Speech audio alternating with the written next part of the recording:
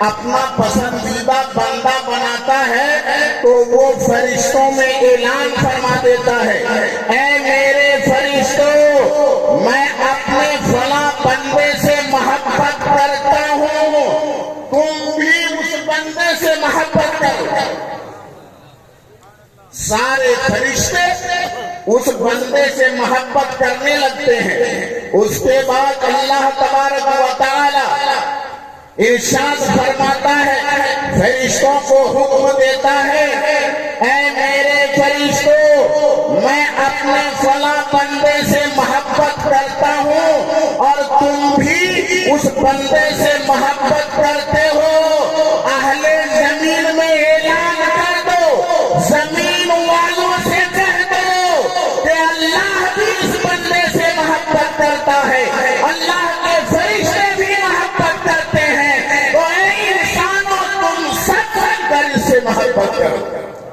حضرت جبریل امین اعلان فرما دیتے ہیں اور جیسے ہی اعلان ہوتا ہے لوگ اس بندے سے محبت کرنے لگتے ہیں، لوگ کشا کشا کھینچے چلے آتے ہیں، خرامہ خرامہ ان کی بارگاہ میں حاضر ہو جاتے ہیں اور ان کے قدموں میں اپنے عقیدت میں دھول نچھاور کرتے ہوئے نظر آتے ہیں۔ حضرات گرامی، لوگوں کے الگ الگ معیار ہیں، لیکن میرے نزدیک محبت کا ایک عجیب و غریب معیار ہے، شاید آپ کو اس سے اتفاق نہ ہو۔ یوں تو خوبیاں بے شمار ہیں، انکار نہیں کیا جا سکتا، لیکن میرے نزدیک حضور مسعود ملت کی سب سے بڑی خوبی یہ ہے کہ بنگال کی سرزمین پہ آج جو بوامل سنیت عشق رسول کا چراغ چل رہا ہے، یہ ان کے اور ان کے آباء و اجداد کا صدقہ ہے۔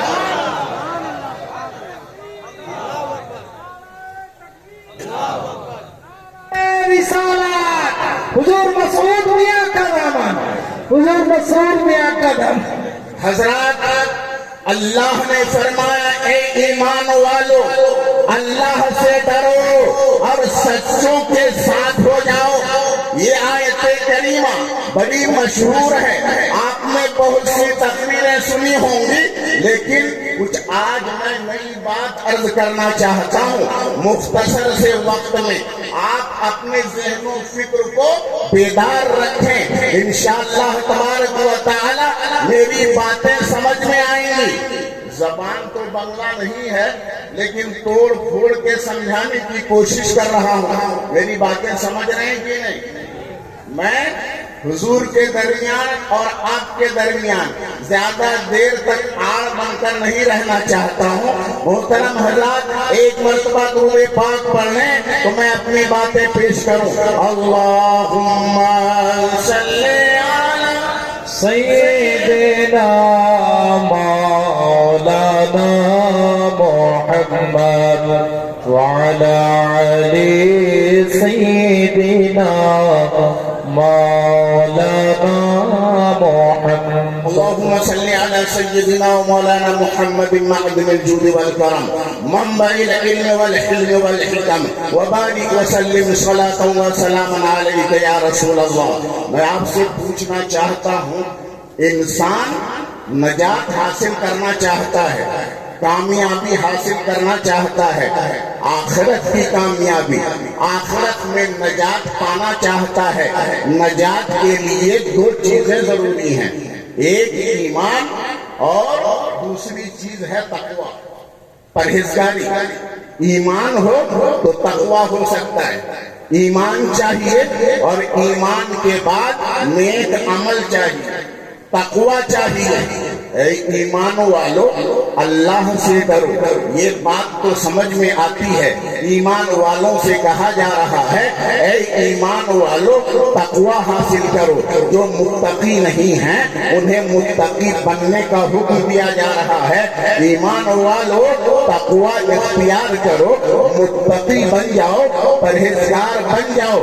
ایمان پہلے سے حاصل ہے، اب تقوی حاصل کرنے کا حکم دیا جا رہا ہے۔ تقویٰ نہیں ہے، تقویٰ حاصل کرو۔ دوستو ایمان ہمارے پاس پہلے سے موجود ہے، تقویٰ حاصل کرو کا مطلب کیا ہے؟ پرہیزگار بن جاؤ کا مطلب کیا ہے؟ تقویٰ حاصل کرو مطلب یہ ہے نمازیں پڑھو، تقویٰ حاصل کرو، زکوٰۃ دو، تقویٰ حاصل کرو، روزہ رکھو، تقویٰ حاصل کرو، نوافل ادا کرو، تقویٰ حاصل کرو، صدقات و خیرات کرو۔ اور دوسری طرف اے ایمان والو تقویٰ حاصل کرو، یعنی نماز نہ چھوڑو، روزہ نہ چھوڑو، اگر صاحب نصاب ہو زکوٰۃ فرض ہے، زکوٰۃ دو، زکوٰۃ دینا نہ چھوڑو، حج اگر کر سکتے ہو تو حج نہ چھوڑو، ماں باپ کو نہ ستاؤ، غریبوں کا حق مت مارو، اپنے مومن بھائی کو اذیت اور تکلیف نہ پہنچاؤ۔ میرے دوستو تقویٰ حاصل کرنے کا مطلب تو یہی ہے، اے ایمان والو تقویٰ حاصل کرو، نماز پڑھو، اے ایمان والو تقویٰ حاصل کرو، ماں باپ کو مت ستاؤ، اے ایمان والو تقویٰ حاصل کرو، پڑوسیوں کا حق ادا کرو۔ یہ مطلب تو نہیں ہے نا، ایمان والو تقویٰ حاصل کرو، ماں باپ کو ستاؤ، تقویٰ حاصل کرو، پرہیزگار بنو، پڑوسیوں کا حق مارو، یہ مطلب تو نہیں ہے نا۔ میں ایک جملے میں عرض کرنا چاہتا ہوں، تقویٰ حاصل کرو کا مطلب یہ ہے اے ایمان والو جتنی باتیں فرض ہیں، واجب ہیں، سنت ہے، نوافل ہیں، یعنی اللہ نے جن باتوں کا حکم دیا ہے وہ کرو، اور جس سے روکا ہے وہ نہ کرو۔ جس چیز کا حکم دیا گیا ہے وہ کرو، اور جس سے روکا گیا ہے وہ نہ کرو۔ ٹھیک ہے، ہم ایمان والے پہلے ہی سے ہیں، اب ہم نے اللہ تبارک و تعالیٰ کے تمام احکام پر عمل کیا، ہم نے اللہ تبارک و تعالیٰ کی اور اس کے رسول کی تمام منع کی ہوئی باتوں کو ہم نے چھوڑ دیا۔ اب تقویٰ تو حاصل ہو گیا نا، پرہیزگاری حاصل ہو گئی نا، ایمان بھی مل گیا، تقویٰ و پرہیزگاری بھی حاصل ہو گئی، اب تو نجات مل جانی چاہیے۔ توجہ چاہوں گا، اب تو کامیابی مل جانی چاہیے، نجات مل جانی چاہیے، اب تو کسی چیز کی ضرورت نہیں ہے نا۔ ایمان تو ہے ہی، پرہیزگاری تو ہے ہی، نماز تو ہے ہی ہمارے پاس، صدقہ و خیرات تو ہمارے پاس ہے ہی، عبادتیں تو ہمارے پاس ہیں ہی، تو ایمان تو ہے، اور ہم نے تقویٰ بھی حاصل کر لیا، نیکیاں حاصل کر لی، گناہوں سے ہم بچ گئے، اب تو ہم کو نجات مل جانی چاہیے، اب تو کسی چیز کی ضرورت نہیں ہونی چاہیے۔ لیکن اللہ حکم دے رہا ہے وَكُونُوا مَعَ الصَّادِقِينَ، سچوں کے ساتھ ہو جاؤ۔ ہم نے عالم تصور میں پوچھا، مولا نجات کا مدار تو ایمان ہے، عمل صالح ہے، نیکیاں کرنا ہے، گناہوں سے بچنا ہے۔ اے اللہ ایمان لانے کے بعد ہم تو متقی بن گئے، پرہیزگار بن گئے، جن باتوں کا تو نے حکم دیا ہے ہم نے ان پر عمل کیا، تیرے رسول نے جن باتوں کا حکم دیا ہے ہم نے ان پر عمل کیا، جن چیزوں سے تو نے روکا ہے تیرے رسول نے روکا ہے، ہم ان چیزوں کو ہم نے چھوڑ دیا، اب تو پرہیزگاری مل گئی، تقویٰ مل گیا، نجات تو ہم کو مل جانی چاہیے۔ لیکن تیرا یہ حکم کیوں ہو رہا ہے؟ سچوں کے ساتھ ہو جاؤ، سچوں کی صحبت میں رہو۔ میرے دوست اور بزرگوں، میں آسان کر کے آپ کو سمجھانا چاہتا ہوں، بولو ایمان یہ ساری دولت میں سب سے قیمتی دولت ہے کہ نہیں؟ ہے نا؟ ایمان سب سے قیمتی دولت، نیک عمل تقویٰ سب سے قیمتی دولت۔ میں آپ کے ذہن کو نتیجے کے قریب کر رہا ہوں، ایمان سب سے بڑی دولت، تقویٰ سب سے بڑی دولت۔ جتنی دولت ہے، جتنی نعمت ہے دنیا میں وہ ساری نعمتیں رہ جائیں گی، لیکن ایمان ایک نعمت، ایسی نعمت ہے، یہ دولت ایسی دولت ہے، قبر میں ساتھ ہے، حشر میں ساتھ ہے، میزان عمل میں साथ है, अरे जन्नत में साथ है। अगर गुनाहों के सबब जहन्नम में गया तो जहन्नम में भी साथ। ईमान तुम्हारे साथ जहन्नम में भी जाएगा, लेकिन वो है नूर, उसे आग जला नहीं सकती। वो है नूर, उसे आग जला नहीं सकती।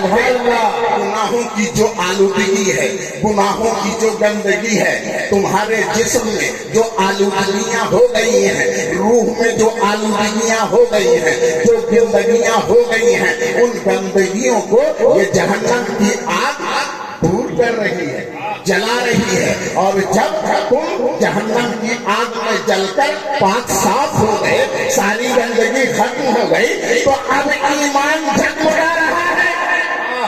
वो नूरे ईमान, उसकी जगह जहन्नम नहीं है, लेकिन तुम्हारे साथ जहन्नम में इसलिए जा रहा है तुमने जिंदगी में कभी उसे नहीं छोड़ा, तुमने कभी नहीं छोड़ा, तूने साथी बना के रखा। जब जिंदगी में तुमने ईमान को अपने साथ रखा तो ईमान में इतनी वफादारी की कि तुम्हारे साथ हर जगह वो मौजूद है। हत्ता कि अगर तुम मुसीबत में फंसे और जहन्नम में चले गए तो ईमान साथ नहीं छोड़ता, वो भी साथ जा रहा है। क्यों जा रहा है? ताकि ये जो मेरा साथी है ना, अगर मैं नहीं जाऊंगा तो इसे निकालेगा, इसे जहन्नम की आग से निकालेगा कौन? इसलिए हदीस पाक में आया है कि बंदा जब अपने गुनाहों के सबब जहन्नम में जाएगा और जल करके वो कोयले की तरह हो जाएगा। हदीस शरीफ के अल्फाज है, जब वो कोयले की तरह हो जाएगा तो अल्लाह तबारक व तआला उसे नहरे हयात में दाखिल फरमाएगा। वाह वाह, सुभान अल्लाह। नहरे हयात में दाखिल फरमाएगा, और जैसे ही नहरे हयात में दाखिल किया जाएगा तो जैसे गोश्त पहले था, जैसे हड्डियां थी, जैसा जिस्म था, वैसा ही हो जाएगा और हुक्म दिया जाएगा इस बंदे को जन्नत में दाखिल कर दिया जाएगा। अब हमेशा जन्नत में। मेरे दोस्तों, एक बात, ये ईमान सबसे बड़ी नेमत, सबसे बड़ी दौलत, ये कब्र में, हश्र में, नश्र में, जन्नत में, हत्ता के जहन्नम में भी, ये साथ साथ। लेकिन ये दौलत है जरूर मेरे दोस्त और बुजुर्गों, और हर दौलत का कोई ना कोई लुटेरा होता है। तवज्जो चाहूंगा, दौलत का लुटेरा होता है। चोर उचक्के हैं, लुटेरे हैं, डाकू हैं। अगर ये दौलत दुनियावी होती तो हम अपनी तिजोरी में बंद कर देते, तवज्जो चाहूंगा, लॉकर में बंद कर देते, चोर का हाथ वहां नहीं पहुंचता, हमारे लॉकर को वो खोल नहीं सकता। मेरे दोस्त और बुजुर्गों, लेकिन ये ईमान तो ऐसी दौलत है, ये लॉकर में बंद करने की चीज नहीं है, ये संदूक में महफूज करने की चीज नहीं है। इसकी हिफाजत कैसे करोगे जब दौलत है और लुटेरा भी है, चोर उचक्के भी है। ईमान लूटने वाले हैं कि नहीं? बोलो बोलो, है कि नहीं है? इसीलिए तो आला हजरत फरमाते हैं,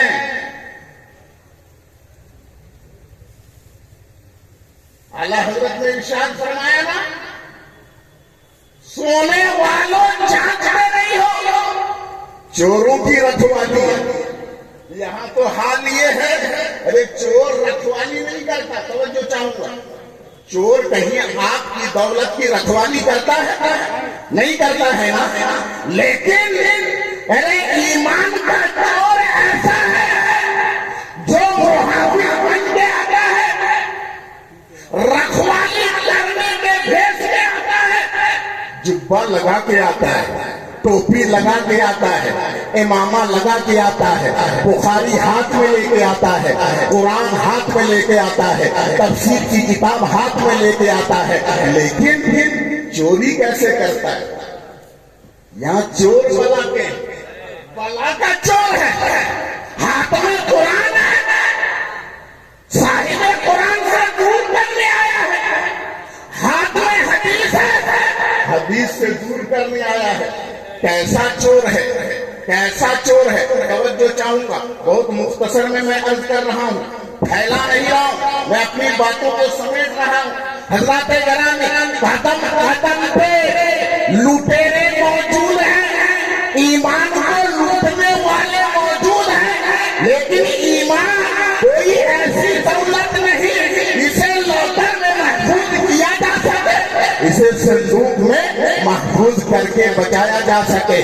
میرے دوست اور بزرگوں, تو بچانے کے لیے کوئی سامان تو ہونا چاہیے, بولیے, کوئی ہتھیار تو ہونا چاہیے. بچے گا کیسے؟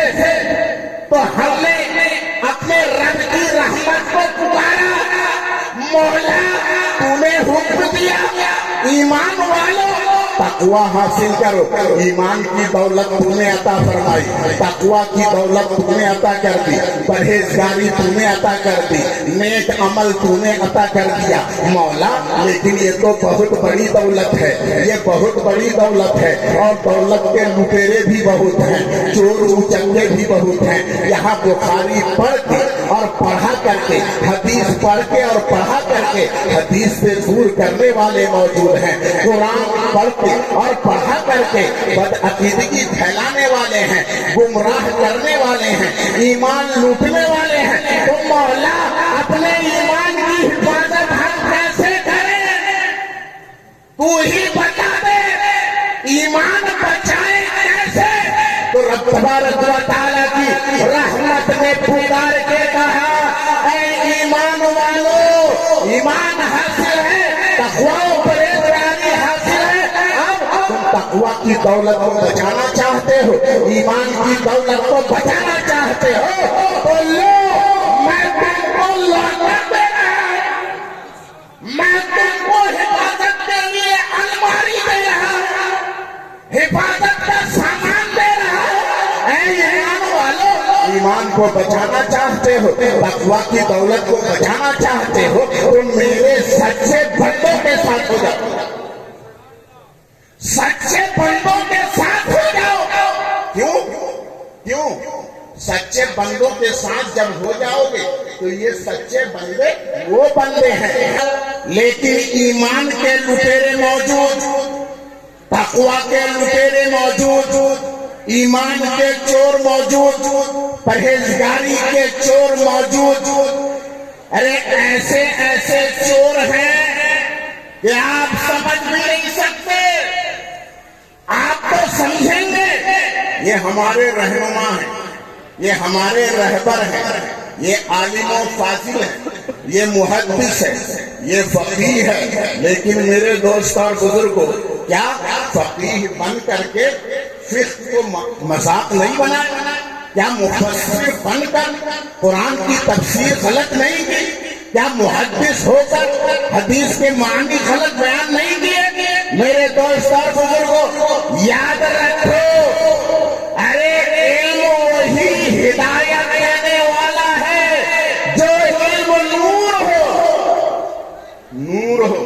میرے دوست اور بزرگوں, اگر علم میں نور نہیں ہے تو وہ ہدایت دینے والا نہیں ہے. اس لیے میں عرض کرنا چاہتا ہوں کہ جب ایمان سب سے بڑی دولت, پرہیزگاری سب سے بڑی دولت, اور اس کی حفاظت ضروری, اگر مرتے وقت تک اگر ایمان سلامت نہیں رہا, آخری وقت تک اگر ایمان بچا ہوا نہیں رہا, تقوی نہیں بچا رہا, تو پھر اگر پوری زندگی مومن بنے رہے, پوری زندگی متقی بنے رہے, اگر خاتمہ کے وقت, آخری وقت اگر ایمان چلا گیا, ختم ہو گیا, تو چاہے 50 سال عبادت کی ہو, چاہے 100 سال عبادت کی ہو, بولو وہ عبادت کام آئے گی, نمازیں کام آئیں گی, صدقہ و خیرات کام آئے گا,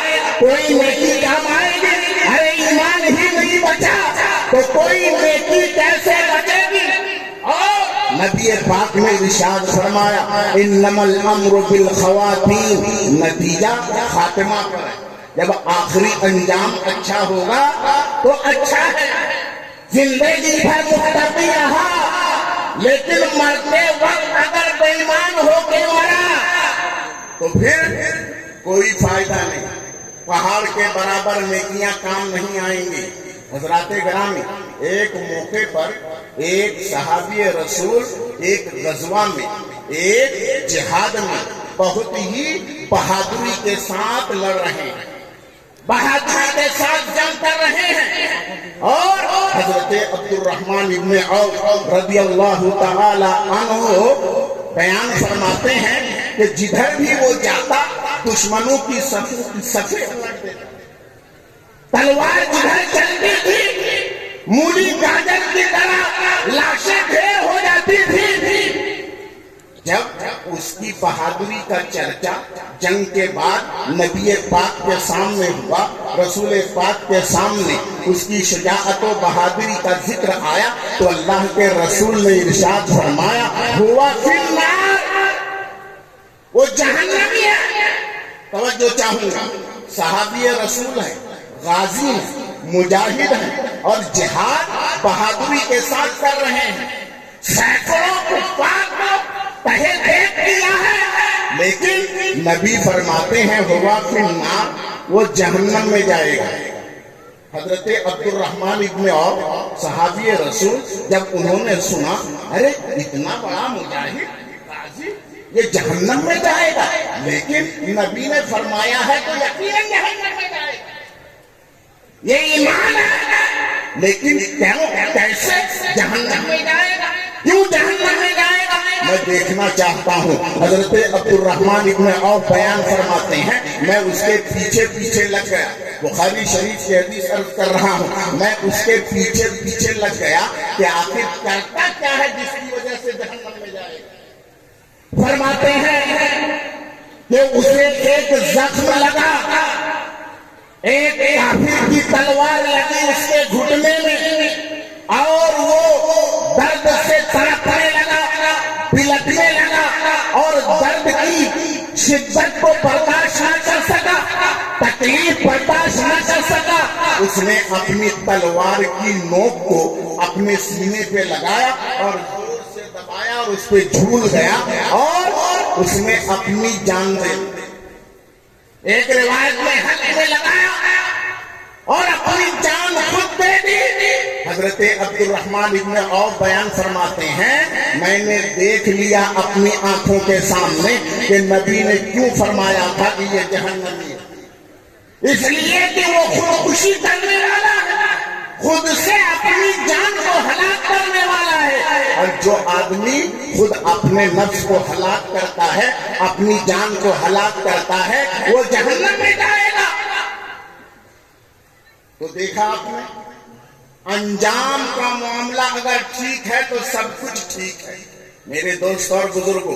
اس لیے ایمان اگر بچا کے رکھنا ہے، آخر وقت تک اگر محفوظ رکھنا ہے، پرہیزگاری کو بچا کے رکھنا ہے، تو اللہ تبارک و تعالیٰ کے نیک اور سچے بندوں کی صحبت میں رہنا ہے،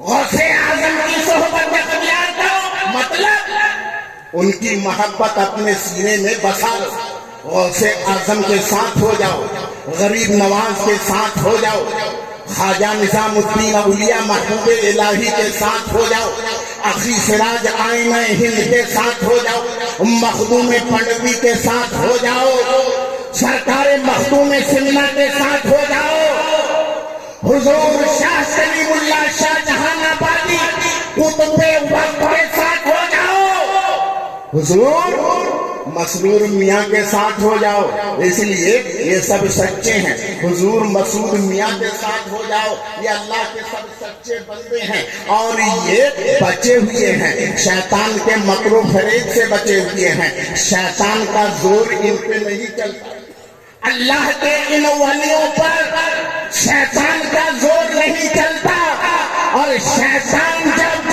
چاہتا ہے اور آدمی کا نفس جب شیطان کے چکر میں آ جاتا ہے تو اس کا ایمان برباد ہو جاتا ہے، اس کی پرہیزگاری ختم ہو جاتی ہے۔ تو اللہ تبارک و تعالیٰ نے ایسے بندوں کی صحبت اختیار کرنے کا حکم دیا جن بندوں پر شیطان کا زور نہیں چلتا، اس لیے کہ اتنے پاورفل ہیں، اللہ کی طرف سے انہیں اتنی زیادہ طاقت ملی ہے کہ اللہ نے ارشاد فرمایا ہے کہ جب بندہ نوافل کے ذریعے سے، عبادتوں کے ذریعے سے میرا قرب حاصل کرتا ہے، میری نزدیکی حاصل کرتا ہے، احببتہ، میں اسے اپنا محبوب بنا لیتا ہوں، میں اسے اپنا دوست بنا لیتا ہوں۔ فَإِذَا أَحْبَبْتُهُ فَكُنْتُ سَمْعَهُ الَّذِي يَسْمَعُ بِهِ وَبَصَرَهُ الَّذِي يَبْصُرُ بِهِ وَيَدَهُ الَّتِي يَبْطِشُ بِهَا وَرِجْلَهُ الَّتِي يَمْشِي بِهَا وَفِي رِوَايَةٍ وَقَلْبَهُ الَّذِي يَعْقِلُ بِهِ وَلَئِنْ سَأَلَنِي لَأُعْطِيَنَّهُ۔ رب نے فرمایا میرے بندے کچھ ایسے ہیں کہ وہ فرائض کو ادا کرنے کے بعد نفل عبادتوں کے ذریعے سے میری نزدیکی حاصل کرتے رہتے ہیں، میرا قرب حاصل کرتے رہتے ہیں، یہاں تک کہ میں ان کو اپنا محبوب بنا لیتا ہوں، میں انہیں اپنا دوست بنا لیتا ہوں، اور جب میں انہیں اپنا دوست بنا لیتا ہوں تو میں ان کا ہاتھ بن جاتا ہوں۔ بولو سبحان اللہ۔ میں ان کا ہاتھ بن جاتا ہوں، میں ان کی آنکھ بن جاتا ہوں، میں ان کا قدم بن جاتا ہوں، میں ان کا دل بن جاتا ہوں، میں اس کی آنکھ بن جاتا ہوں جس سے وہ دیکھتا ہے، میں اس کا ہاتھ بن جاتا ہوں جس سے وہ پکڑتا ہے، میں اس کا قدم بن جاتا ہوں جس سے وہ چلتا ہے، میں اس کا دل بن جاتا ہوں جس سے وہ سوچتا ہے۔ میرے دوست اور بزرگوں، اللہ تبارک و تعالیٰ کسی کی آنکھ بننے سے پاک ہے، کسی کا ہاتھ بننے سے پاک ہے، کسی کا قدم بننے سے پاک ہے، اس لیے کہ اللہ جسم و جسمانیات سے پاک ہے، اللہ لمٹ اور لمیٹیشن سے پاک ہے، اللہ حد اور حدود سے پاک ہے، وہ تو بے مثال ہے، وہ نراکار ہے، وہ کسی کا ہاتھ کیسے بنے گا، وہ کسی کی آنکھ کیسے بنے گا، وہ کسی کا قدم کیسے بنے گا؟ تو مطلب کیا ہے؟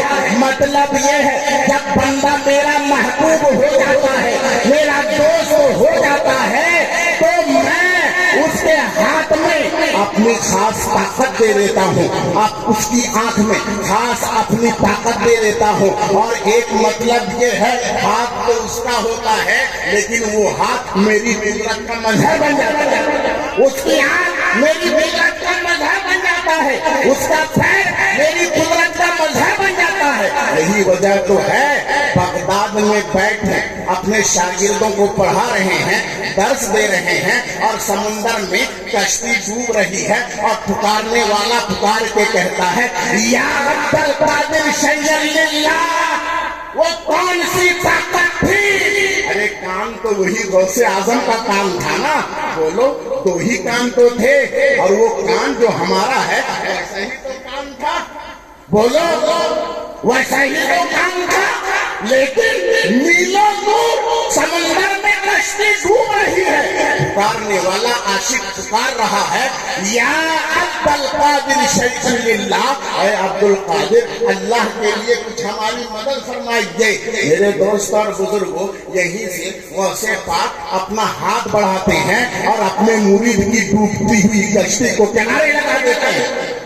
بولو اب سمجھ میں آیا کہ نہیں کہ اللہ اپنے کسی محبوب بندے کا کان کیسے بن جاتا ہے، ہاتھ کیسے بنتا ہے؟ میرے دوست اور بزرگوں، اور جب اللہ کسی کا کان بن جائے، یعنی اللہ کی خاص قدرت اس کے کان میں ہو، اللہ کی خاص طاقت اس کے قدموں میں ہو، اس کے ہاتھ میں ہو، تو اب وہ بندہ جب کچھ کرتا ہے تو اس کے ہاتھ سے وہی صادر ہوتا ہے جو اللہ چاہتا ہے، وہ سوچتا وہی ہے تو اللہ چاہتا ہے، وہ سنتا وہی ہے تو اللہ چاہتا ہے، تو اللہ جو چاہتا ہے وہی سنتا ہے، اللہ جو بولتا ہے وہی وہ بولتا ہے، اللہ جو حکم دیتا ہے بندہ وہی کرتا ہے۔